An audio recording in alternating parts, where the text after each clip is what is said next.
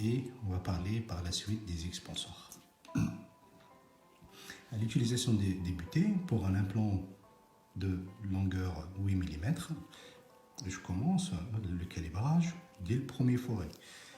Pour le forêt lance, bien sûr, c'est juste pour la préparation de la crête.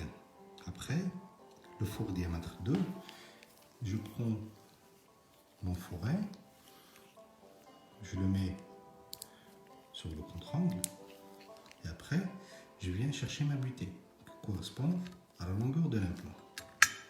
Je prends la butée comme ça de sa loge et nous avons un marquage sur la butée aussi et un marquage sur le forêt. Les forêts aussi sont marqués. Si je veux travailler sans butée, il n'y a aucun problème.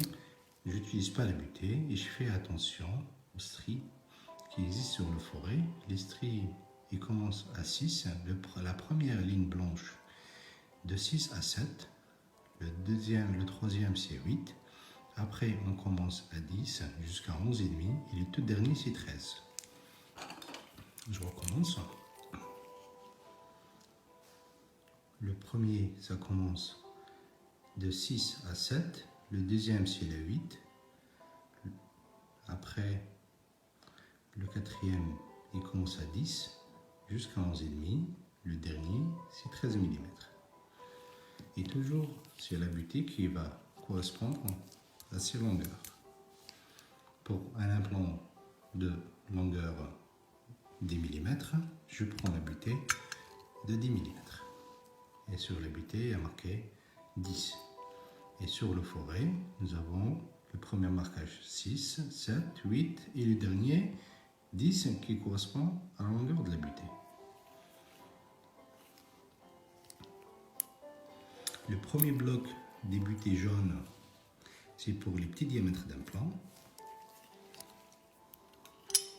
C'est à partir jusqu'à cette ligne. Jusqu'à cette ligne, toutes ces forêts, ça correspond à ces butées. Après, pour les 3 gros forêts, nous avons 6 butées. Je prends, quand j'arrive à la séquence, je forêt 3, 7. Je prends la butée de 10, par exemple, qui correspond à ma longueur d'implant, et je fais le forage avec.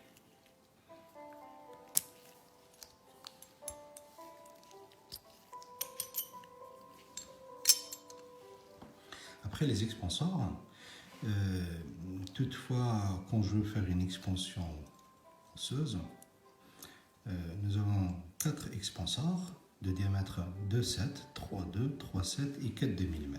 Ce sont des expanseurs vissés. Des expanseurs vissés. Donc, il n'y a plus besoin de taper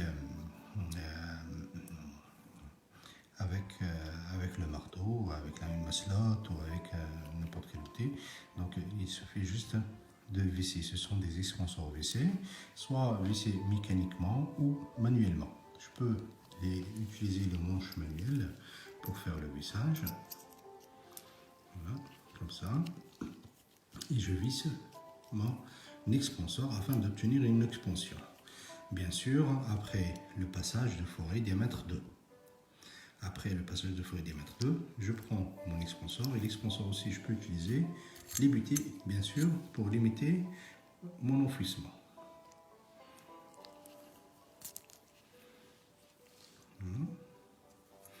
Les 2 premiers expanseurs, je peux utiliser les butées jaunes. Après les expanseurs roses, j'utilise les butées, les gros butées de couleur rose ou fuchsia ou violet. Donc je peux utiliser le manche manuel pour les forêts ou bien je peux y aller mécaniquement. J'utilise l'embout de vissage de l'implant B1 que je peux l'insérer derrière ou bien je peux utiliser aussi l'adaptateur carré 4 avec le contre-angle comme ça et je peux visser mécaniquement. Voilà. Et avec ça, je prends la butée qui correspond à ma profondeur et à la longueur d'implant et je fais l'expansion. Après donc le forage j'utilise mes expanseurs de gauche à droite. Une expansion de 7 pour la pose de l'implant diamètre 3, une expansion 3,2 pour la pose de l'implant Cleaver Obi-Wan 3.5, une expansion à 3,7 pour la pose d'un implant diamètre 4 ou bien jusqu'à 4,2 pour la pose de l'implant diamètre 4,5 ou 5 mm.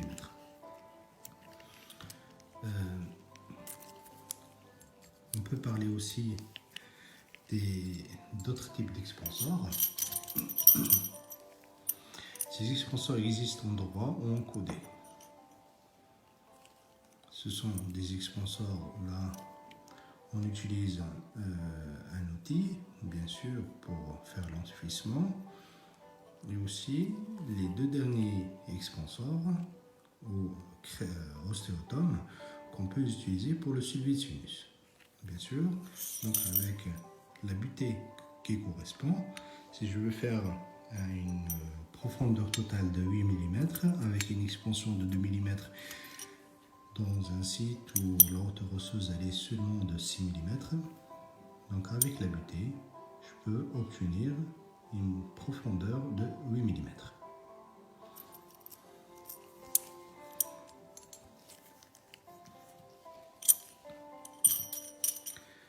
Le kit de chirurgie, nous avons une clé diamétrique.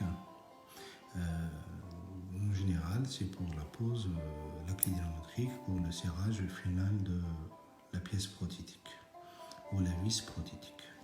Donc, je peux utiliser la clé qui est dans le kit, hexagone 1.2. Je mets la clé sur la clé diamétrique et je règle mon couple de visage.